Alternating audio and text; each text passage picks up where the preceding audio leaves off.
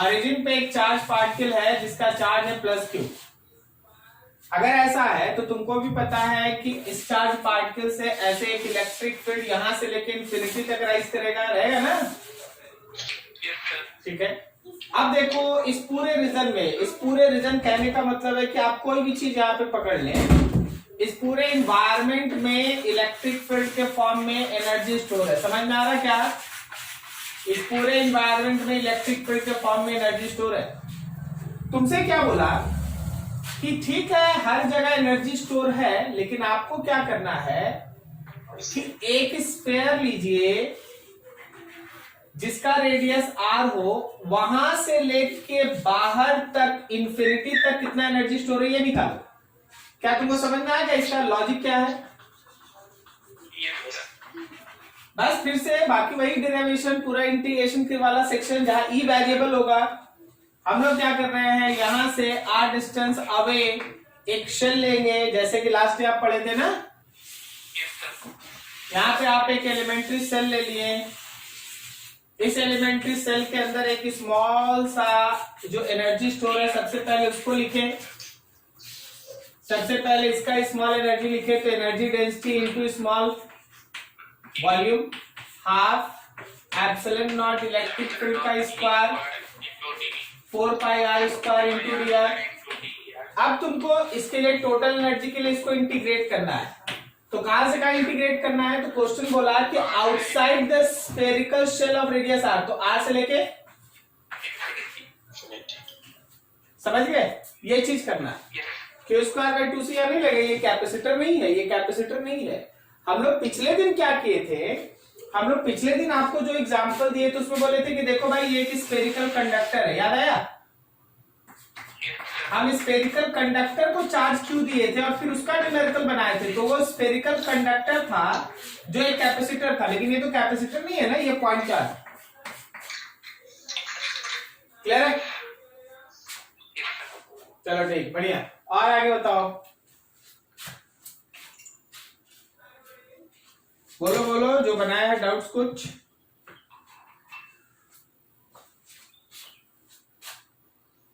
नहीं, कुछ नहीं बनाया नहीं।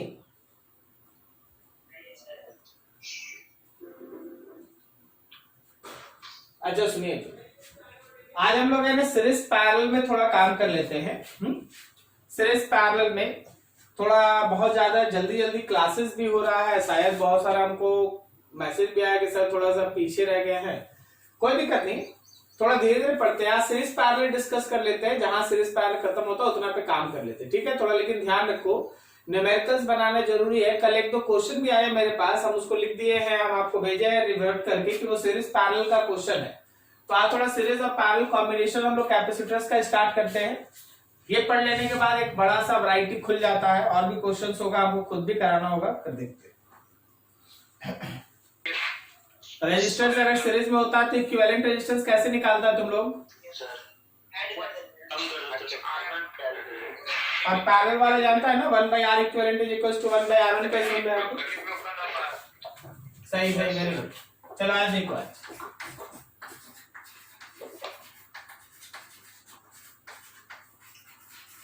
सीरीज कॉम्बिनेशन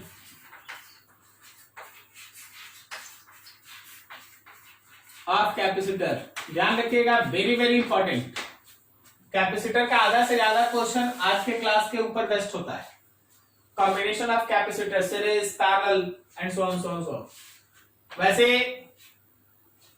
इस टॉपिक का दो पार्ट है। एक पार्ट जो बेसिक होगा, छोटा छोटा क्वेश्चंस बनाएगा, और एक पार्ट होगा कि डिफिकल्ट टाइप ऑफ सर्किट को सॉल्व करने के लिए ट्रिक्स डेवलप होगा। तो हम लोग देखते हैं, आज हम लोग पहले बेसिक वाला चीज क्लियर कर लेते हैं। चलो ध्यान, पहला है सीरीज कॉम्बिनेशन ऑफ कैपेसिटर। मान लीजिए हम लोगों के पास ऐसा दो कैपेसिटर है जो किसी एक बैटरी के साथ ऐसे कनेक्टेड है। कैपेसिटेंस है C1 और C2। फिगर को ध्यान से देखना, यहाँ टोटल पोटेंशियल भी है। रिमेंबर दैट इस पर्टिकुलर सेल से जो भी चार्ज Q निकलेगा, इस प्लेट को प्लस Q मिला तो इस प्लेट को माइनस Q, फिर देखो इस प्लेट को प्लस Q मिला तो इस प्लेट को माइनस Q। जो सबसे पहला चीज आप ध्यान रखें वो ये है कि in series capacitors have same charge. जो भी कैपेसिटर सीरीज में होता है उसके ऊपर चार्ज हमेशा सेम होता है। जो भी कैपेसिटर सीरीज में होता है उस पर चार्ज सेम होता है। देख भाई, चार्ज सेम है लेकिन यहां का एक पोटेंशियल डिफरेंस होगा V1 और इसके अक्रॉस का पोटेंशियल डिफरेंस होगा V2। पोटेंशियल होगा V1 और V2। नाउ थिंक दैट कि अगर हमको V1 लिखना है तो Q बाई C1 और अगर हमको सेकंड का पोटेंशियल डिफरेंस लिखना है तो Q by C2। V1 Q by C1, V2 Q by C2। अब जरा ये सोचो कि जो भी यहाँ पे पोटेंशियल का डिस्ट्रीब्यूशन है, मान लो हम लोग टोटल पोटेंशियल का डिस्ट्रीब्यूशन बोले तो जितना भी नीचे का टोटल पोटेंशियल है, सपोज ये बैटरी है 10 वोल्ट का, ये बैटरी है 10 वोल्ट का, तो 3 वोल्ट अगर यहां है तो यहां कितना है 7 वोल्ट। इसका मतलब यह है कि that total V is the sum of V1 plus V2। जो भी आप यहां V अप्लाई करेंगे उसका कुछ हिस्सा इस कैपेसिटर के अक्रॉस में तो कुछ हिस्सा इस कैपेसिटर के अक्रॉस में आएगा। कभी कभी बराबर भी हो सकता है। कब बराबर होगा? जब C बराबर हो। अगर C बराबर है तो V by two V by two, लेकिन अगर C बराबर नहीं है तो भाई याद रखना कि अलग अलग पोटेंशियल होगा सबके लिए, एकदम छोटा छोटा चीज। तो total potential is actually V1 plus V2। अब मान लो हम लोग ये दो कैपेसिटर हटा के एक कैपेसिटर ले ले इक्विवेलेंट और उसको आप इस बैटरी के साथ जोड़ दें और वो सेम चार्ज Q सप्लाई करे, यह इसका C इक्विवेलेंट। तो जरा इस लाइन पे ध्यान रखिएगा, इस लाइन पे ध्यान रखिएगा। V के जगह पे क्या लिख सकते हैं? Q बाई C इक्विवेलेंट, और V1 के जगह Q बाई C1 और V2 के जगह Q बाई C2। दोनों तरफ Q कैंसिल, तो आपको मिला 1 by C equivalent is 1 by C1 plus 1 by C2। हो गया जी पहला काम। जो भी कैपेसिटर सीरीज में होता है उसका इक्विवेलेंट होता है 1 by C equivalent is equal to 1 by C1 plus 1 by C2। मतलब रजिस्टर के पैरेलल कॉम्बिनेशन वाला कैपेसिटर के सीरीज में होता है। रजिस्टर के पैरेलल कॉम्बिनेशन वाला कैपेसिटर के सीरीज में होता है 1 by C equivalent is equal to 1 by C1 plus 1 by C2। 1 by C1 plus 1 by C2। थोड़ा इसे और आगे बढ़ो, थोड़ा इसे और आगे। इस केस में जो पोटेंशियल का डिस्ट्रीब्यूशन है, ठीक है ना, वो है V1 Q by C1, V2 Q by C2। तो क्या हम लोग V1 by V2 is equal to Q by C1 Q by C2 लिख सकते हैं? इसका मतलब ये है कि that comes to be C2 by C1। तो यहां से आखिर हमको मिला क्या? यहां से आखिर हमको ये मिला कि जो कैपेसिटेंस के साथ पोटेंशियल का डिस्ट्रीब्यूशन है, जो कैपेसिटेंस के साथ पोटेंशियल का डिस्ट्रीब्यूशन है वो इनवर्सली है। अच्छा ठीक है, इनवर्सली है। तो इसका मतलब क्या? इसका मतलब क्या? इसका मतलब ये भाई कि अगर कैपेसिटेंस ज्यादा है तो पोटेंशियल का डिस्ट्रीब्यूशन कम है, पोटेंशियल डिफरेंस कम है, और अगर कैपेसिटेंस कम है तो भी ज्यादा है। रिवर्स रिवर्स, ठीक है। अब आगे देखो, दो कैपेसिटर के लिए आंसर डायरेक्ट लिखने का तरीका आपको आना चाहिए। फॉर टू कैपेसिटर्स,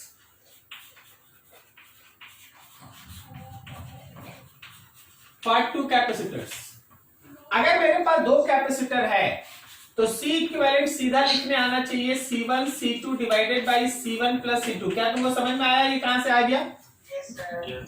ठीक है।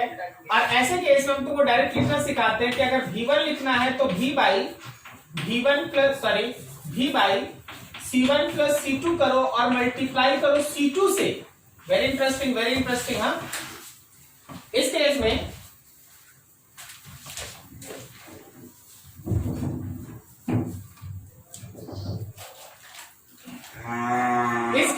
इस केस में अगर आपको इसके अक्रॉस का वोल्टेज लिखना है, ध्यान से, अगर इसके अक्रॉस का वोल्टेज लिखना है तो टोटल वोल्टेज में C1 प्लस C2 से डिवाइड करें और मल्टीप्लाई C2 से करें। बोले सर C1 के अक्रॉस में निकालना, C2 से क्यों मल्टीप्लाई? अरे रेसिप्रोकल है, इनवर्सली, समझ में आएगा? इसी तरह अगर तुमको V2 निकालना है तो V में डिवाइड करो C1 प्लस C2 से। बोलो मल्टीप्लाई किससे? C1 से। डायरेक्ट अगर दो कैपेसिटर का बात रहेगा ना तो आप डायरेक्टली इसको यूज करना सीखे, ठीक है? तो देखो ऐसे क्वेश्चंस को सॉल्व करने का तरीका क्या होता है। हम आपको एक छोटा सा एग्जांपल देते हैं, एकदम छोटा सा एग्जांपल। मान लीजिए जैसे मेरे पास ये दो कैपेसिटर है और इसको हम 100 वोल्ट के बैटरी के साथ 2 माइक्रोफैराड और 6 माइक्रोफैराड को जोड़ दिए। ये मान ले C1 है, ये मान ले C2। अब इसमें बहुत सारा क्वेश्चन पूछ सकते हैं। सी इक्विवेलेंट निकालो भाई, दोनों पे चार्ज निकालो, दोनों के अक्रॉस का पोटेंशियल निकालो, दोनों के अंदर स्टोर्ड एनर्जी निकालो। देख चार्ज या पोटेंशियल दोनों में से कोई भी एक चीज मिल जाएगा तो आपको एनर्जी भी मिल जाएगा, ठीक है? चार्ज मिल गया तो Q square by 2C formula, और अगर पोटेंशियल डिफरेंस मिल गया तो हाफ CV स्क्वायर। तो चलिए हम लोग छोटा छोटा काम कर लेते हैं, क्या हम लोग डायरेक्टली यहाँ पे C इक्विवेलेंट का वैल्यू लिख सकते हैं? C1 C2 divided by C1 plus C2। कितना आ गया? अभी नहीं दिख रहा बोर्ड?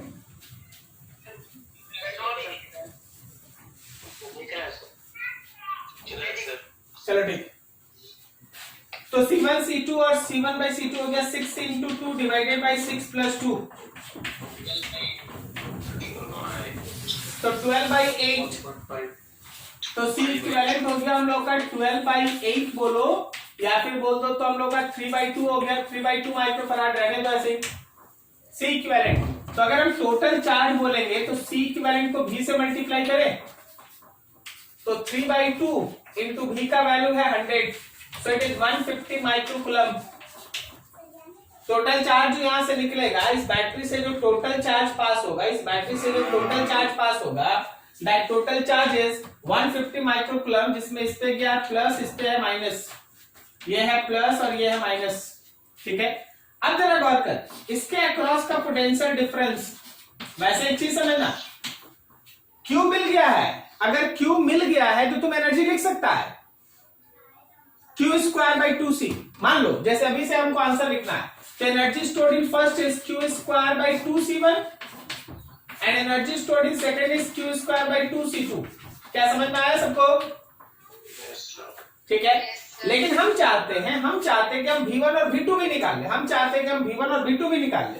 तो अगर आप चाहते हैं कि V1 और V2 निकाल ले, then use this one. V1 is equals to, total V है मेरे पास 100, C1 प्लस C2 हो गया 2 प्लस 6, मल्टीप्लाई किससे करो बोलो? 6 से, सही ना? और अगर हमको V2 निकालना है तो 100 डिवाइडेड बाई 2 प्लस 6, मल्टीप्लाई किससे? 2 से। V भी निकाल लेंगे। अगर V निकाल लेते तो हम इसका आंसर लिखते हाफ C1 V1 स्क्वायर, और इसका आंसर लिखते हाफ C2 V2 स्क्वायर। क्या समझ में आ रहा तुमको? This is the way series combination should be handle. हो गया सबका? समझ में आया सारा चीज? तो बताओ जरा, सीरीज में अगर कैपेसिटर्स रहता है तो चार्ज सब पे कैसा होगा? सेम होगा। पोटेंशियल का जो डिस्ट्रीब्यूशन है वो कैपेसिटेंस के साथ कैसा रिलेशन शो करेगा? इनवर्सली। जिसका कैपेसिटेंस ज्यादा होगा पोटेंशियल डिफरेंस कम होगा, जिसका कैपेसिटेंस कम होगा पोटेंशियल डिफरेंस ज्यादा होगा, and vice versa. Correct? C equivalent को हम लोग 1 by C equivalent equals to 1 by C1 plus 1 by C2 से निकालते, बाकी एक एक लाइन का डिस्ट्रीब्यूशन है, आप देख लीजिए। चलो ये था सीरीज। थोड़ा सा पैरेलल कॉम्बिनेशन पर ध्यान लगाओ, देखो जरा।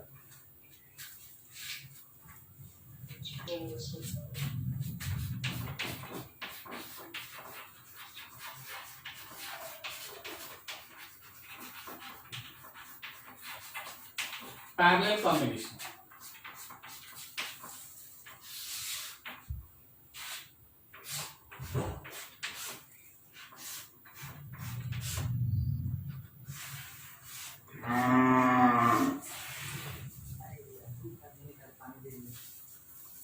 ये कैपेसिटेंस है C1, ये कैपेसिटेंस है C2, यहाँ पे पोटेंशियल है V।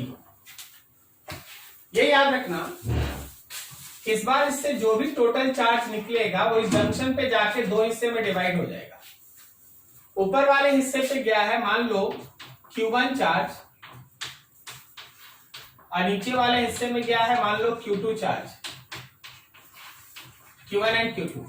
मतलब इस बार चार्ज का डिस्ट्रीब्यूशन होगा तो फिर सेम क्या होगा, याद रखना इस बार सेम होगा इसके अक्रॉस का पोटेंशियल का डिफरेंस। इसके अक्रॉस का पोटेंशियल डिफरेंस भी है, इसके अक्रॉस का भी पोटेंशियल डिफरेंस भी है, तो यहाँ बैटरी भी है।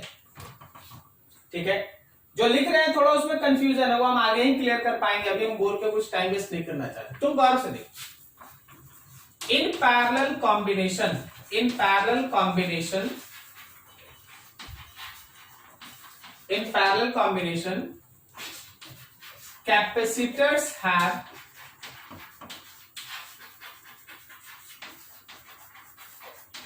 same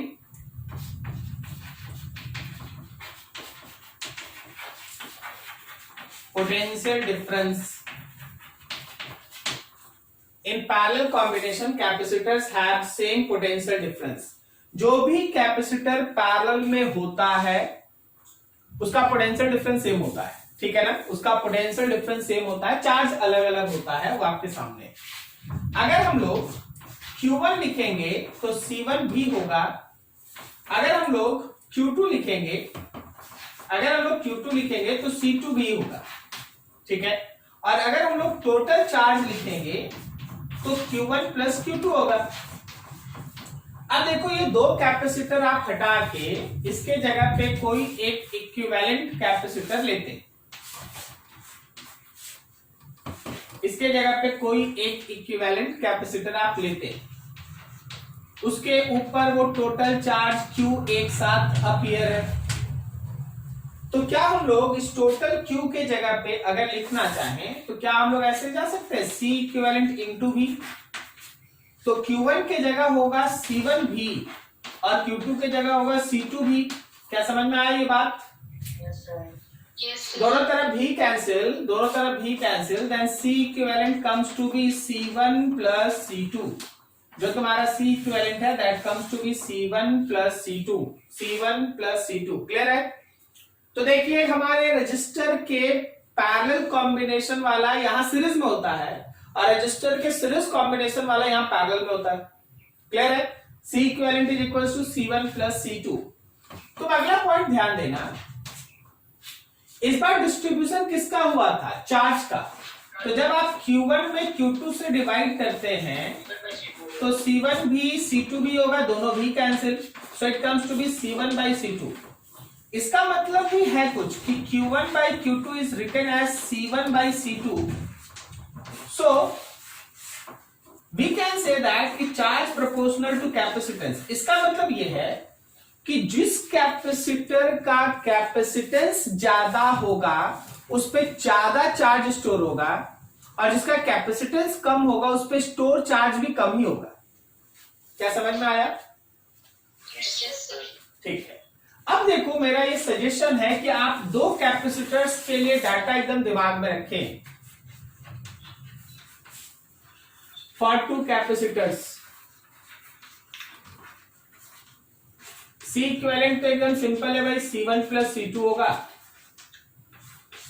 C इक्विवेलेंट निकल गया तो अगर टोटल चार्ज निकालना है तो C इक्विवेलेंट को V से डिवाइड मल्टीप्लाई कर दो, ये टोटल चार्ज हो गया। अब देखो अगर Q1 निकालना है तो देखो Q1 निकालने का तरीका, टोटल Q में C1 प्लस C2 से डिवाइड करो, बोलो मल्टीप्लाई किससे? C1 से, C1 से, क्योंकि डायरेक्टली प्रोपोर्शनल है। और अगर हमको Q2 लिखना है तो टोटल Q लेंगे C1 प्लस C2 से डिवाइड मल्टीप्लाई किससे? C2 से, C2 से, ऐसा Q divided by C1 plus C2 into C2। तो ये तरीका है, एकदम छोटा छोटा चीज है, सब कोई बड़ा बात है नहीं, ऐसा चलता है। चलिए एक छोटा सा एग्जांपल बनाते हैं। सपोज हम लोगों के पास 100 वोल्ट का एक बैटरी है, ऐसे हम लोगों के पास दो कैपेसिटर है, ये C1 है 2 माइक्रोफैराड, ये C2 है सपोज 6 माइक्रोफैराड। अभी जो हो रहा है वो ऐसा है, सपोज तुमसे बोला गया कि चल भाई यहाँ पे C इक्विवेलेंट निकाल ले, तो C इक्विवेलेंट हो गया हम लोग का C1 प्लस C2 और आपका आंसर हो गया 8 माइक्रोफैराड। अब अगर हम बोल दें कि टोटल चार्ज बताओ, तो C इक्विवेलेंट को आप V से मल्टीप्लाई कर लिए, 8 इंटू 100 माइक्रोकूलम। अब इस Q का दो हिस्सा, Q का दो हिस्सा, उस पूरे Q में से Q1 गया इस पे और Q2 गया इस पे। तो अगर हमको Q1 लिखना है तो हम लिखे Q divided by 2 plus 6 multiplied with ऊपर कौन है 2, तो हम लोग के पास हो गया 800 divided by 8 into 2, so it is 200 microcoulomb. और Q2 हम लोगों का हो गया Q divided by 2 plus 6 multiplied with 6, तो इट इज 600 माइक्रोकूलम। क्या सही है? अभी जरा सोच के बताना, 1 का पोटेंशियल और 2 का पोटेंशियल सेम है? कोई बताएगा ये दोनों है कितना? कितना? 100 सही है। मेन मिसकॉन्सेप्ट यही लाइन है, मेन मिसकॉन्सेप्ट यही लाइन है, वो हम आपको अगले एग्जांपल में क्लियर कर देंगे। हम आपको बोले ना थोड़ा है प्रॉब्लम, तो हम अगले बार। अभी आपको कहीं दिक्कत समझने में? अब देख, अगर चार्ज मिल गया है, पोटेंशियल हम लोग जानते हैं, तो एनर्जी भी लिख लेंगे। अगर हम तुमसे बोले कि फर्स्ट के अंदर स्टोर्ड एनर्जी का वैल्यू बोलो, तो either you can use that कि Q1 square by 2 C1, second का एनर्जी लिखो तो Q2 स्क्वायर बाई 2 C2। अगर पोटेंशियल लिखना है तो हाफ C1 V1 स्क्वायर, अगर पोटेंशियल के फॉर्म में लिखना है हाफ C2 V2 स्क्वायर। जो यूज करना है यूज करो, डाटा सामने। कहीं दिक्कत समझने में? ठीक है, नोट कीजिए अच्छे से। फिर इसके बाद अब दोनों को मिक्स करेंगे, भाई वहीं से मेन कॉन्सेप्ट स्टार्ट होगा।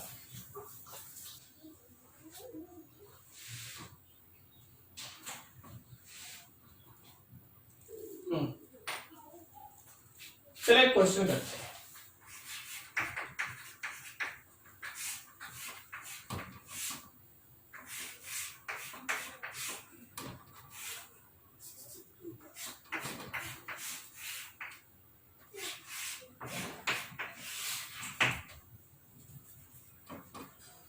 ये हम लोग का C1 2 माइक्रोफैराड, ये हम लोग का C2 6 माइक्रोफैराड, ये हम लोग का C3 4 माइक्रोफैराड, और नीचे मान लो 100 वोल्ट है। फिगर देख के बताओ, फिगर देख के बताना C1 और C2 के अक्रॉस का पोटेंशियल डिफरेंस कितना है? बस इस आंसर को पकड़ के बैठिएगा, हमको पता था कि यही मिसकॉन्सेप्ट है, ठीक है ना? बस ध्यान रखिए, आपको कहीं नहीं बोला गया है, कहीं भी नहीं बोला गया है कि कैपेसिटर के अक्रॉस का पोटेंशियल डिफरेंस बैटरी के बराबर होता है। आपको बस ये बोला गया है कि जो पैरेलल में होता है उनका आपस में पोटेंशियल डिफरेंस सेम होता है। कहीं लिखाया गया क्या कि ये बैटरी के साथ बराबर होता है? ध्यान रखना कि अगर ये C3 नहीं होता, अगर ये C3 नहीं होता तो 100 समझा? लेकिन ये C3 है तो 100 का दो हिस्सा होगा, इसके अक्रॉस का V1, इसके अक्रॉस का V2, इसके अक्रॉस में V1, तो इसके भी अक्रॉस में V1। क्या समझा? V1 V1 V2, V1 V1 same, V1 V1 same, V2 अलग। क्या समझ में आया?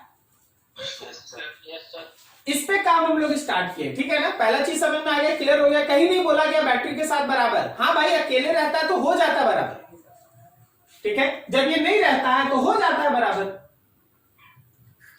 समझ में आ रहा क्या? ठीक है। अब देखो, चलो हम लोग इस पे फिर से वही चार्ज, पोटेंशियल, एनर्जी यही सब निकालने जा रहे हैं। तो मेरा सबसे पहला काम क्या है ना कि तुम जरा गौर करो, C1 और पहले तो इसको सीरीज हम लोग इक्विवेलेंट तक ले जाएंगे। C1 एंड C2 किसमें है? Are in parallel. तो अगर हम C12 का इक्विवेलेंट निकाले तो C1 प्लस C2 कर दिए, मतलब 8 माइक्रोफराड। सही है, मतलब आप उन दोनों को हटाएंगे और उन दोनों को हटा के एक कैपेसिटर बना देंगे। ये 100 वोल्ट, ये मेरा C12 है और ये अब C3 है। ठीक है, नाउ जो मेरा C12 आया और जो मेरा C3 आया आर इन सीरीज। जो मेरा C12 है और जो मेरा C3 है वो सीरीज में है, जो मेरा C12 और C3 है वो सीरीज में है। तो क्या हम लोग C इक्विवेलेंट जब निकालेंगे तो C12 into C3 divided by C12 plus C3 करें? नहीं समझा? 8 इंटू 4 डिवाइडेड बाई 8 प्लस 4, 32 और नीचे 12, तो क्या ये 8/3 माइक्रोफैराड है? तो फिर से हम इन दोनों को हटाएंगे और इन दोनों को हटा के एक इक्विवेलेंट लिख देंगे। ये 100 volt and this one is C equivalent 8/3 of microfarad. क्या यहां तक किसी को दिक्कत समझ में आया? सबसे पहले इसको सॉल्व किए, फिर यहां से जो आया उसके साथ इसको लिए सीरीज में एंड सो ऑन, ऐसे आना। ठीक है, अब देख, अब अगर हम टोटल चार्ज निकालेंगे तो C इक्विवेलेंट इंटू V, तो मेरा C इक्विवेलेंट है 8/3 और V कितना है 100, so it is 800/3 microcoulomb. Figure ध्यान से, इसका मतलब बैटरी से निकला हुआ चार्ज, इसका मतलब बैटरी से निकला हुआ चार्ज Q 800/3 माइक्रोकूलम है। तो इस पे चला गया ऐसा, प्लस प्लस माइनस माइनस, यहाँ प्लस Q यहाँ माइनस Q, एक स्टेप पीछे और, बैटरी से निकला चार्ज Q तो इस पे गया प्लस Q माइनस Q, इस पे गया plus Q minus Q। Figure अभी तक गौर से देखना, क्या तुमको C1 और C2 पे चार्ज मिल गया? नहीं मिला, एक्चुअली तुमको C3 पे चार्ज मिल गया, तुमको C3 पे चार्ज मिल गया, थर्ड कैपेसिटर पे चार्ज मिल गया। क्या सही है? ठीक है, तो अभी तक में हम लोग एक चीज निकाल सकते हैं कि charge on third capacitor is Q which is equals to 800/3 microcoulomb. तो सर अब C1 C2 का क्या करें? तो भाई फिर से यहां आ जा, यहां से निकला Q, यहां से निकला Q, लेकिन वही Q यहां चला गया, ऊपर में Q1 इधर चला गया Q2 और फिर दोनों मिलके इसमें हो गया Q एंड Q। क्या समझ में आया? क्या ऊपर चला गया Q1, नीचे चला गया Q2 और फिर दोनों मिलके इसमें हो गया Q। सही ना?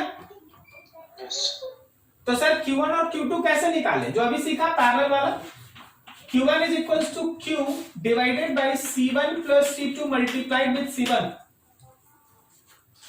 So it is 800/3 divided by C1 plus C2. C1 plus C2 2 8 6 8, 2 plus 6 multiply करो 2 से, 8 से 1 कटा, ये ऊपर चला गया, कितना हो गया 200/3।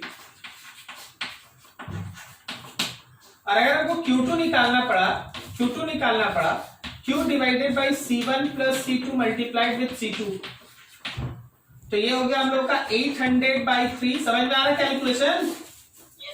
नीचे 2 plus 6 multiplied with 6, how much it is 600/3।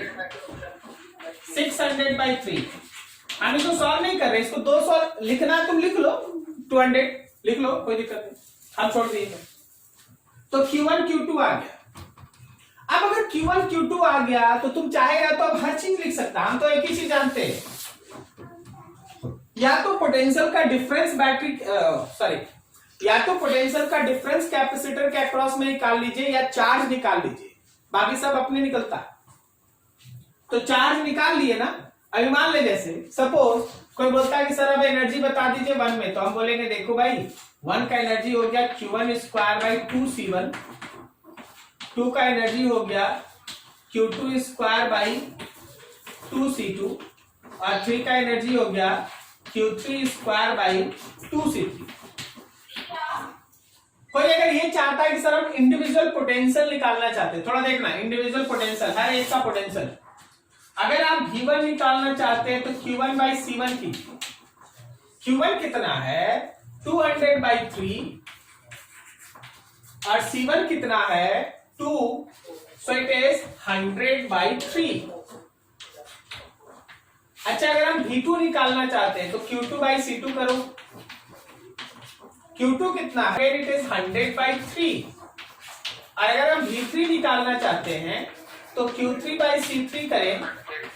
Q3 कितना है 800/3 divided by 4, so it is 200/3। अगर तुम डाटा पे ध्यान देगा तो तुमको मिलेगा जो अभी तक तुम पढ़ा है। अगर तुम डाटा पे ध्यान दिया तो V1 और V2 बराबर, बोलो क्यों? Because they are connected in parallel. That's why the potential difference across C1 and the potential difference across C2 should be same. And second important thing is कि अगर आप V1 प्लस V3 कर लें या फिर आप V2 प्लस V3 कर लें, ये दोनों मिलकर V हो रहा है, क्या ये समझ में आया? yes, sir.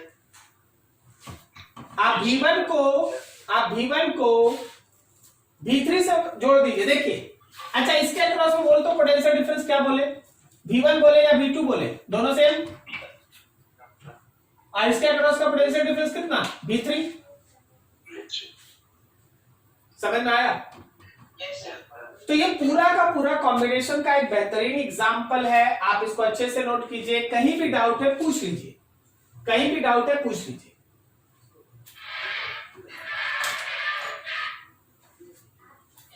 हाँ, तो हम लोगों के पास अभी तक का डाटा ये आया है कि जो पोटेंशियल डिफरेंस 1 है वो है 100/3, जो पोटेंशियल डिफरेंस 2 है वो भी है 100/3 वोल्ट, और जो पोटेंशियल डिफरेंस 3 है वो है 200/3। यही है ना? ठीक।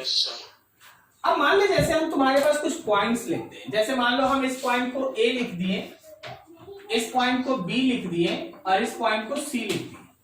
तुमसे बोला गया A, B, C तीनों का पोटेंशियल बताओ, ठीक है ना? A का पोटेंशियल, B का पोटेंशियल, C का पोटेंशियल। नाउ थिंक दैट कि बैटरी अगर यहां 100 वोल्ट का है तो इसका प्लस टर्मिनल 100 पे है और इसका माइनस टर्मिनल 0 पे है, ठीक है? तो अगर ये टर्मिनल 100 वोल्ट पे है तो इससे कनेक्टेड जितना भी वायर वाला पॉइंट दिखाई दे रहा है, ये सब कहीं भी आप मान के चलते इसमें कोई रेजिस्टेंस नहीं है। ओके, आप मान के चलते इसमें कोई रेजिस्टेंस नहीं है। तो इन सारे पॉइंट्स का पोटेंशियल 100 ही होगा। मतलब पोटेंशियल अगर ए पॉइंट का पूछेंगे तो 100 वोल्ट। क्या आपको समझ में आया? Yes sir. ठीक है, अब देखो जीरो पोटेंशियल से इधर सारा कनेक्टेड है, ये सब जीरो पोटेंशियल पे। ओके, तो सी का पोटेंशियल कितना, 0। अब बच गया बी बीच में। बी के लिए क्या करेंगे, जरा फिगर देखना। बी के लिए हम इस छोटे से फिगर को हम एक बार आपके लिए क्राफ्ट कर देते हैं।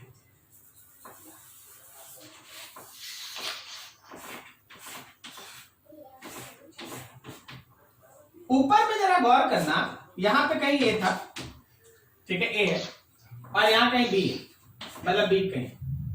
ये C1 है मेरा, ये C2 है, इसका पोटेंशियल है 100 वोल्ट। हमको यहां का पोटेंशियल चाहिए। तुम जरा गौर करो, इसके अक्रॉस का पोटेंशियल डिफरेंस है 100/3, तो नीचे वाला भी लीजिएगा तो भी फर्क नहीं पड़ता, वो भी 100/3। चाहे आप किसी भी रास्ते से जाइएगा, आंसर सेम होगा। देखने वाला बात ये है कि ये प्लेट था प्लस और ये प्लेट है माइनस, सही जा रहे हैं? तो जरा गौर करना, बताना पोटेंशियल बढ़ेगा या घटेगा। अभी 100 volt 100 volt 100 volt 100 volt 100 volt, जैसे ही हम इसको जब करेंगे पोटेंशियल बढ़ेगा या घटेगा? घटेगा। कैसे पता चला तुमको? 100/3 डिफरेंस। पॉजिटिव से नेगेटिव प्लेट पे गए, हायर से लोअर पोटेंशियल पे गए। ओके,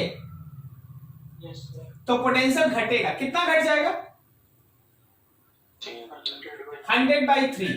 तो ये भी बचेगा कितना? अब देख इसको लिखने का तरीका, भी बचेगा कितना, पोटेंशियल एट ए, आगे बढ़े, -100/3 is equal to potential at B. क्या समझ में आया? 100 वोल्ट 100 वोल्ट 100 वोल्ट, 100/3 का डिक्रीज बी का पोटेंशियल। तो आया ये कितना था, 100 वोल्ट था, -100/3 करेंगे and this is potential at B and the potential at B is 50/3 नहीं 200/3 ना, 200/3। क्या आपको समझ में आया ये कॉन्सेप्ट? Yes, sir. तो अलग अलग पॉइंट का पोटेंशियल हम लोग ऐसे लिख लेते हैं, अगर आपको जरूरत पड़ेगा तो अलग अलग पॉइंट का पोटेंशियल ऐसे लिख लेंगे। कोई दिक्कत किसी को समझने में? किसी को कोई प्रॉब्लम समझने में? Sir. गुड। अब देखें एक ट्विस्ट, इसको हटा रहे हैं, इधर वाले का जरूरत नहीं।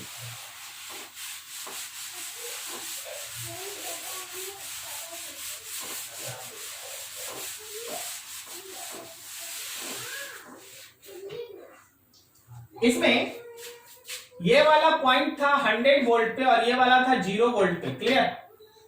बैटरी में कभी कभी क्या होता है, कुछ अच्छा न्यूमेरिकल्स क्राफ्ट करने में अर्थिंग का सहारा लिया जाता है। अर्थिंग, वही न्यूमेरिकल जो तुम अभी पीछे देख रहा वही है। C1 है हम लोगों का 2 माइक्रोफराड, C2 हम लोगों के पास 6 माइक्रोफराड और C3 हम लोगों के पास 4 माइक्रोफराड और यहां हम लोगों के पास है 100 वोल्ट, एकदम सेम वही पॉइंट ए, वैसा ही पॉइंट बी, वैसा ही कोई पॉइंट सी, ठीक है? तो ऑब्वियसली इसके अक्रॉस का पोटेंशियल डिफरेंस V1, इसके अक्रॉस का पोटेंशियल डिफरेंस V2, इसके अक्रॉस का पोटेंशियल डिफरेंस V3, इस पे चार्ज Q1, इस पे चार्ज Q2, इस पे charge Q3। But the problem is that कि इस क्वेश्चन में बोला गया क्या कि B is connected with earth. B point क्या है, अर्थिंग है। कोई भी सर्किट में अगर किसी पॉइंट को अर्थिंग दिखा दिया गया है, कोई भी सर्किट में अगर किसी पॉइंट को अर्थिंग दिखा दिया गया है तो उसका इफेक्ट किस किस चीज पे पड़ता है वो समझो। Due to earthing there is no effect on, किस किस पे भाई इफेक्ट नहीं पड़ेगा, Q1, Q2 एंड Q3 कोई इफेक्ट नहीं पड़ेगा। दूसरा, C इक्विवेलेंट पे कोई इफेक्ट नहीं पड़ेगा। तीसरा, energy stored U1, U2 and U3 कोई इफेक्ट नहीं पड़ेगा। चौथा, जो हम लोगों का V1 था, V2 था एंड V3, इस पे भी कोई इफेक्ट नहीं पड़ेगा। तो सर इफेक्ट किस पे पड़ेगा वही बता दीजिए। देख भाई, अर्थिंग का केवल एक ही चीज पे इफेक्ट पड़ता है और वो ये है कि अलग अलग पॉइंट का जो आप पोटेंशियल लिखे, मतलब अब आपका आंसर में ए का पोटेंशियल बदल जाएगा। हम नहीं बोले V1, V2, V3 बदल जाएगा, हम बोल रहे पॉइंट्स का जो नेट पोटेंशियल आप लिख रहे हैं वो अलग आंसर आएगा, ठीक है? किस पे इफेक्ट पड़ा, किस पे इफेक्ट पड़ा? There is effect on potential of points. Points के पोटेंशियल पे इफेक्ट पड़ जाएगा। बहुत कोई कंफ्यूज हो गया, बोले सर आप V1, V2, V3 बोले सेम रहेगा और बोले पोटेंशियल ऑफ पॉइंट पे इफेक्ट पड़ जाएगा। हाँ यार, V1 जो है वो C1 के अक्रॉस का पोटेंशियल डिफरेंस है। ये पोटेंशियल डिफरेंस है, ये पोटेंशियल डिफरेंस है। यहाँ का पोटेंशियल अब अलग होगा, यहाँ का पोटेंशियल अलग होगा, यहाँ का अलग, सेम आंसर नहीं होगा दोनों केस में। दोनों केस का C इक्विवेलेंट सेम होगा, दोनों केस का C इक्विवेलेंट सेम होगा, दोनों केस में Q1, Q2, Q3 सेम होगा, दोनों केस में V1, V2, V3 सेम होगा, दोनों केस में U1, U2, U3 सेम होगा। लेकिन दोनों केस में A, B और C का पोटेंशियल सेम नहीं होगा। तो सर क्या होगा कॉन्सेप्ट? जब अर्थिंग है, इन केस ऑफ अर्थिंग, ठीक है ना, potential at B must be 0।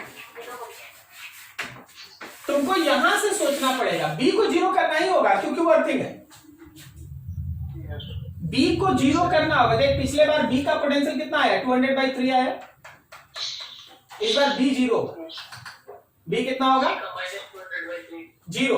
अब वहीं से ए निकालना होगा, वहीं से सी निकालना, मतलब कुछ ऐसा वर्क। नाउ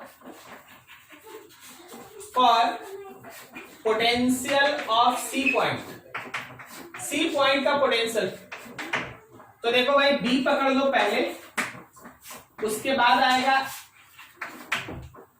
C3, C3 आया, इसके अक्रॉस में V3 था, V3 कितना था हम लोग निकाल चुके थे, V3 200/3, इसमें ये प्लेट प्लस था, ये प्लेट माइनस था, याद रखना इसका पोटेंशियल है जीरो। अब बताओ सी पॉइंट का पोटेंशियल लिखना है, तो पोटेंशियल एट बी माइनस करें या प्लस करें, 200/3 माइनस करेंगे, प्लस से माइनस के जा रहे हैं, तो -200/3 इज इक्वल टू सी, तो ये वाला तो जीरो है, जीरो -200/3 इज इक्वल टू सी, तो सी का पोटेंशियल आ गया, सी का पोटेंशियल आ गया -200/3, ये सी का पोटेंशियल, सी का पोटेंशियल मिल गया। कोई हमको बता सकता है डायरेक्टली ए का पोटेंशियल देख के, हाँ ए का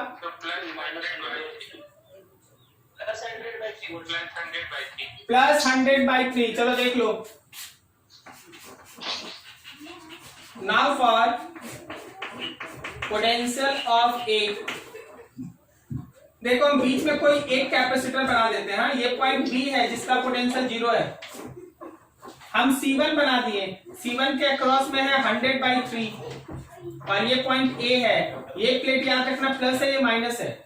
B से आओ A पे, B से A पे आओ, तो पोटेंशियल एट B, देख निगेटिव से पॉजिटिव, निगेटिव से पॉजिटिव, प्लस या माइनस,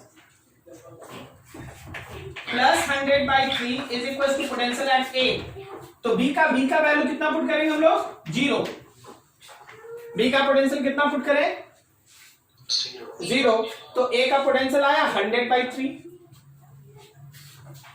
मतलब ध्यान दे इस न्यूमेरिकल में A का पोटेंशियल था 100 वोल्ट, B का पोटेंशियल था, B का पोटेंशियल हम लोग निकाले थे 200/3 वोल्ट और C का पोटेंशियल था 0 वोल्ट।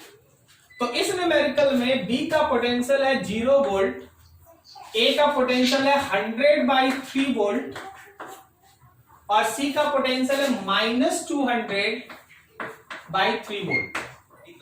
बाकी C1, C2, Q1, Q2, V1, V2, V3 इस पे कोई इफेक्ट नहीं पड़ता। क्लियर है? चलो जी, जिनका अच्छे लग रहा है, समझ गया है, सोच के बताइए, अगर अर्थिंग A का होता, अगर अर्थिंग A पॉइंट का होता तो B का पोटेंशियल कितना होता? Very good. अगर अर्थिंग A का होता तो B का पोटेंशियल होता -100/3 और फिर बताओ C का पोटेंशियल कितना होता? -100 हो जाता, क्योंकि उसमें और -200/3 घटा दो, तो -100/3 -200/3 that is -300/3, so it is -100 C का पोटेंशियल हो जाता है। ठीक है,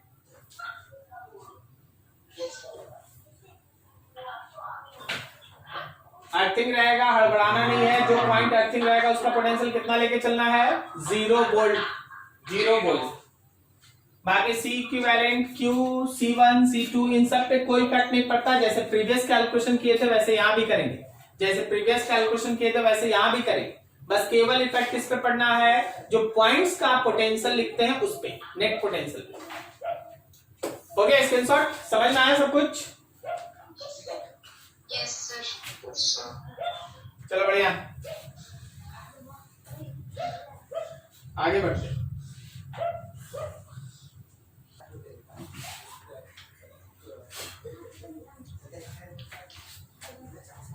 चलो इसे थोड़ा आगे निकलते हैं, एक नए कॉन्सेप्ट के बारे में सीखते हैं। ठीक है ना, इसको जरा गौर कीजिएगा, ये खास तरह का सर्किट है, इसका नाम है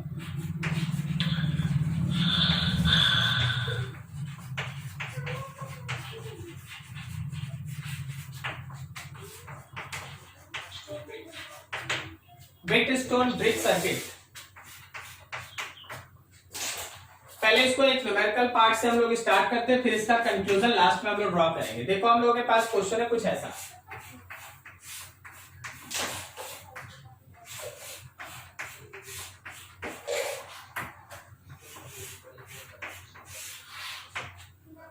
ये मेरे पास C1 है मान लो 2 माइक्रोफैराड, ये हम लोगों के पास C2 है मान लो 4 माइक्रोफैराड, ये हम लोगों के पास C3 है मान लो 4 माइक्रोफैराड, और ये हम लोगों के पास C4 है मान लीजिए 8 माइक्रोफैराड, और यहाँ पे है ये 100 वोल्ट। इस पॉइंट को A कहा गया, इस पॉइंट को B कहा गया, इधर कहीं एक पॉइंट C है और ये पॉइंट D है। ऐसा तुमसे बोला गया हर पॉइंट का पोटेंशियल निकालने के लिए, हर पॉइंट का पोटेंशियल निकालने के लिए। तो A का पोटेंशियल कितना, A का पोटेंशियल 100 बोलेगा, और C का पोटेंशियल है 0, C का पोटेंशियल 0, कोई दिक्कत नहीं ना। C 0 है और ये 100 है, बच गया B और D। तो B और D के लिए कैलकुलेशन करना होगा। तरीका क्या है, C इक्विवेलेंट निकालिए, फिर Q निकालिए, फिर Q1 से V निकाल लीजिए, ऐसा कर। अब देखो बस तुम मेरा गौर करना, तुम अगर चाहो, वैसे तो हम इसको एक ट्रेडिशनल वे से बना सकते हैं, लेकिन मेरे पास एक ट्रिक भी है। पहले ट्रेडिशनल जो आप सीखना चाहते हो पहले उसको देखो। क्या आप ऊपर देख रहे हैं, ये दोनों सीरीज में है, और फिर नीचे वाला भी दोनों सीरीज में है, और फिर ये बैटरी लगा हुआ। यहाँ पे C1 और C2 सीरीज में है, तो यहाँ पे C12 का equivalent 4 into 2 divided by 4 plus 2 होगा। 8/6 कहने का मतलब 4/3। समझ में आया? यहाँ पे जो हम लोगों का 3 और 4 है वो भी सीरीज में है, तो जरा गौर करना। 8 into 4 डिवाइडेड बाई 8 plus 4 कितना बोला, 12/3 ना, सॉरी 8/3, 8/3, 32/12 वही 4 से काट दिए, 8/3 ना। यहाँ 100 वोल्ट। अब इन दोनों को लेके एक बना लो। देखना जी न्यूमेरिकल आएगा तो ऐसे ही स्टेप बाय स्टेप काम करना है, एक ही बार में आंसर नहीं लिख देना है। हाँ, तो हम लोगों का C इक्विवेलेंट में अब दोनों पैरेलल में है, तो C12 और C34 का सम 4/3 और प्लस 8/3 कितना हो गया, 4 माइक्रोफैराड, यहाँ 100 वोल्ट। अब देख इससे कुछ चार्ज सप्लाई होगा Q, क्या बोलता है वो Q हम लोग लिख दें ऐसा, Q is equals to C equivalent into B, 400। सही जा रहा है? गौर करना, यहां से जब Q सप्लाई होगा तो इस पार्ट पे जाके ऊपर चला गया QX और इधर चला गया QY। क्या सही जा रहा है? तो QX और QY को पैरेलल कॉम्बिनेशन से निकाल दें। QX कितना, total Q divided by C12 C2 C34 multiply किससे बोलो, C12 से। सब कोई पार्टिसिपेंट यहाँ पे हम लोगों का ध्यान लगाए, एक एक लाइन में हिस्सा दे, कुछ बोलने का कोशिश करे, गलत बोलिएगा फिर समझाने का मौका मिलता है कहीं गलती हो तो, लेकिन आप नहीं बोलिएगा तो हमेशा लगते रहेगा कि आप समझ रहे हैं, हम आगे बढ़ते जाएंगे। अगर आप बोलिएगा, आपको नहीं समझ में आएगा तो भी आप बोलिए कि सर हमको कोई दिक्कत है, नहीं दिक्कत है, हम धीरे धीरे बढ़ते जाएंगे। ठीक है, कोई प्रॉब्लम नहीं है, this is very very good. अगर प्रॉब्लम है तो बैठे नहीं रहना, बस हम यही बोल रहे हैं। याद रखो टोटल Q कितना, तो 400। दोनों का सम 4/3 प्लस 8/3, सही है। मल्टीप्लाई किससे, तो 4/3 से। क्या सही जा रहा है? नीचे कितना आ गया, 4 से ये कटा 100 को 4 से मल्टीप्लाई 400/3, ये QX है माइक्रोकूलम, ये QX है। सिमिलरली अगर हम लोग क्यू वाई निकालें, Q divided by C12 C34 multiplied में C34, और इसको अगर सॉल्व कर लिया तो दिख ही रहा है तुमको कितना आ जाएगा, 800/3 आ जाएगा, 800/3 माइक्रोकूलम। चल चार्ज भी मिल गया। अब अगर चार्ज मिल गया तो थोड़ा इस फिगर पे आ जाओ, इस फिगर पे आ जाओ। क्या इस पे QX, इस पे माइनस QX, फिर इस पे QX, इस पे माइनस QX होगा, और इधर देख इस पे QY, इस पे माइनस QY, और फिर इस पे QY और इस पे माइनस QY होगा। तो अगर हम पोटेंशियल डिफरेंस वन कैपेसिटर का निकालें तो क्या हम QX डिवाइडेड बाई C1 करें? फिगर देखो, बताओ। अगर हम पोटेंशियल डिफरेंस वन कैपेसिटर का निकालें, मान ले इसके अक्रॉस का V1 है, इसके अक्रॉस का पोटेंशियल डिफरेंस V2 है, इसके अक्रॉस का पोटेंशियल डिफरेंस सपोज V3 है, और इसके अक्रॉस का पोटेंशियल डिफरेंस सपोज V4 है। तो अगर हम V1 निकालें तो QX में C1 से डिवाइड करें। QX है मेरा 400/3 डिवाइडेड बाई C1 कितना है 2, सो इट इज 200/3 वोल्ट। सही। V2 निकालेंगे तो QX में C2 से डिवाइड करें। Yes, sir. मिलाते जाना, ठीक है ना। तो मेरा QX कितना है भाई 400/3, 400/3, और ये कितना है 4, सो इट इज 100/3। इसी तरह अगर हम V3 निकालें तो V3 हो गया QY divided by C3। QY कितना था 800/3, और मेरा C3 कितना था 4, सो इट इज अगेन 200/3। और अगर हम V4 निकालें तो QY बाई C4, QY है हम लोगों का 800/3 divided by 8, so it is 100/3 volt. क्या सही जा रहे हैं? Yes, sir. ठीक है। अब जरा बताओ, देखो एक चीज इंटरेस्टिंग, V1 और V3 दोनों बराबर आया, सही जा रहा है, Yes, sir. Yes, sir. और V2 और V4 बराबर आया है। Yes, sir. अब अगर हम B पॉइंट का पोटेंशियल लिखे, देखो थोड़ा सा जगह कम है, हम यहाँ पे शॉर्टकट में जाएंगे, थोड़ा ध्यान रखना। For potential of B, A के पोटेंशियल में V1 को माइनस कर देंगे तो VB आ जाएगा। See that figure. Yes, sir. A के पोटेंशियल में V1 को माइनस कर देंगे तो VB आ जाएगा। Yes, sir. Yes. A का पोटेंशियल कितना था 100, और V1 कितना है 200/3, ये VB है, तो VB देखो तो कितना आ गया 100/3। Remember this. Similarly for potential of D का पोटेंशियल, क्या A के पोटेंशियल में V3 को माइनस कर देंगे तो D मिल जाएगा। Yes, sir.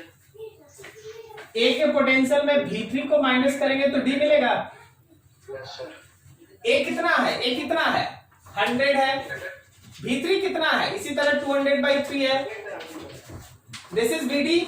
तो क्या मेरे पास VD का वैल्यू अगेन 100/3 आया। Yes, sir.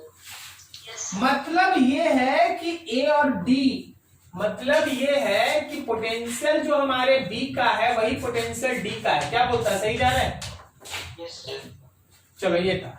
अब पोटेंशियल भी निकाल दिए, चार्ज भी निकाल दिए, तो अगर हम तुमसे बोलेंगे B और D के बीच का डिफरेंस निकालने के लिए, then what is your answer? 0. 0।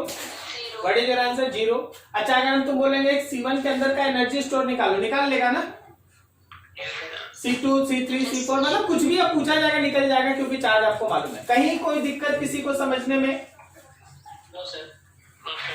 ठीक है, 2 मिनट समय दीजिए, अभी इसको समझिए, क्योंकि इसके अंदर जो छिपा है ना उसमें बहुत सारा क्वेश्चन, आप इसको देखिए और समझिए। 2 मिनट बस अच्छे से स्क्रीनशॉट ले लो, फिर हम आपको अब इसके अंदर का जो छिपा हुआ चीज दिखा।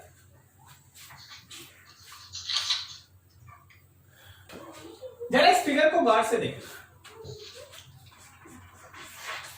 C1 by C2 C3 by C4 है इसके अंदर, 2 बाई 4 4 बाई 8। क्या समझ में आया? Yes, sir. कोई भी ऐसा सर्किट तुमको आज के बाद दिखाई दे, कोई भी ऐसा सर्किट तुमको आज के बाद दिखाई दे,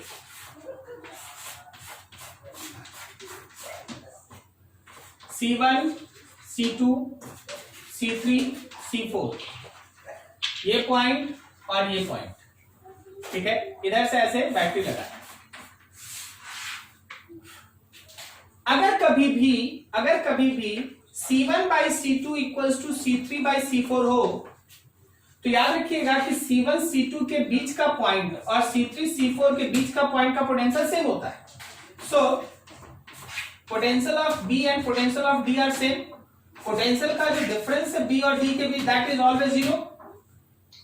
क्या सही है? अब सोच, if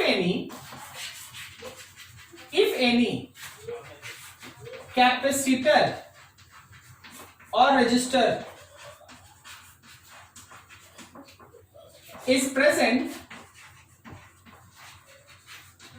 between B and D, it is useless। वो बेकार दिया गया चीज, उसका काम ही नहीं है। पोटेंशियल डिफरेंस नहीं होगा तो उस पर चार्ज ही स्टोर नहीं होगा। क्या समझा? Yes, sir. ठीक है, वो यूजलेस है, इट कैन बी रिमूव्ड। उसको आप खोल के हटा दीजिए, उसको आप खोल के हटा दीजिए, खाली आप उसको पजलिंग करने के लिए आपको दे दिया गया, ठीक है, उसको आप खोल के हटा सकते हैं। कब आप हटा सकते हैं? जब ये कंडीशन सेटिस्फाई हो, C1 by C2 equals to C3 by C4। कौन है C1 कौन है C2? समझ में आ रहा है कुछ? Yes, sir. अब देखो ध्यान से, ठीक है। मान लो जैसे हम तुम्हारे सामने एक क्वेश्चन रख दिए कि चल भाई इसको सॉल्व कर, इसका C इक्विवेलेंट निकाल। सर्किट क्या है जरा गौर करना। हम ऐसे बना दिए, हम बोले देखो जी 3 माइक्रोफैराड, देखो जी 6 माइक्रोफैराड, देखो जी 4 माइक्रोफैराड, देखो जी 8 माइक्रोफैराड, और बीच में लगा है 5 माइक्रोफैराड। इस पॉइंट और इस पॉइंट के बीच इसका C इक्विवेलेंट निकालो। Find C equivalent about AB, AB के अक्रॉस में C इक्विवेलेंट निकालो। तुम देख के बताओ, कोई सीरीज कोई पैरेलल तुमको समझ में आ रहा है? Yes, sir. कौन सीरीज कौन पैरेलल? C1 C2 सीरीज में है, C3 C4 सीरीज में है, और ये माइक्रोफैराड।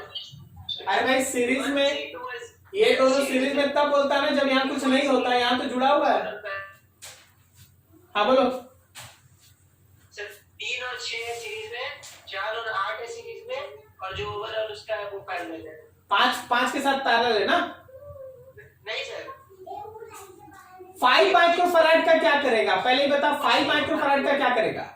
फालतू है सर। फालतू है। Very good, this is the important word.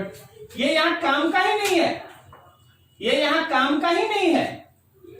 कारण C1 by C2 is C3 by C4, so this can be removed। मतलब आप इस सर्किट को सिंप्लीफाई करके अपने काम के हिसाब से ऐसे बनाइए, अपने आप आपको सीरीज दिखाई देने लगे। बाकी तो आगे समझ गया ना? ठीक है, ये 3 है, ये 6 है, दोनों सीरीज में, उसके बाद फिर 4 है, और ये 8 है, ये दोनों भी सीरीज में, फिर दोनों किसमें? पैरेलल में। तो ऐसा सर्किट में वो 5 बच जाएगा। तुम और भी देखो, और भी हम सर्किट, 7 माइक्रोफैराड। हाँ ठीक है, जो आएगा है। अगला एग्जांपल देखो, अगला एग्जांपल समझना।